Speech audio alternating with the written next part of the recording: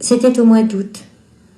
Comme tous les jours, il avait dû terminer ses consultations du matin vers 3 ou 4 heures de l'après-midi, dans une chaleur accablante, et il mangeait une côtelette froide qui trempait dans l'huile depuis 2 heures.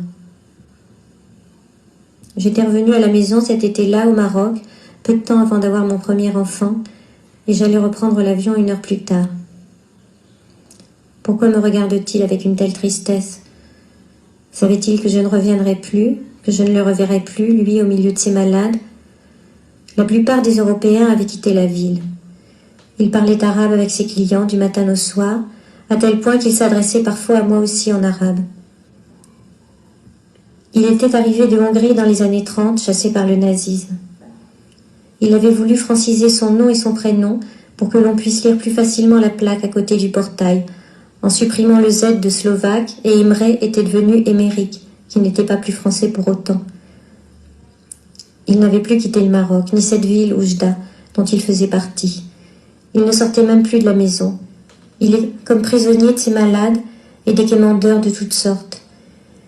Il enfilait sa blouse à 7 heures du matin et s'endormait parfois de fatigue, assis dans un fauteuil tard dans la nuit, en attendant un accouchement. La consultation ne coûtait presque rien. Un accouchement à peine 100 dirhams ou 100 francs. Beaucoup de malades n'avaient pas de quoi payer. C'était l'été 1972. Il avait 70 ans et j'en aurais mis 23 à achever.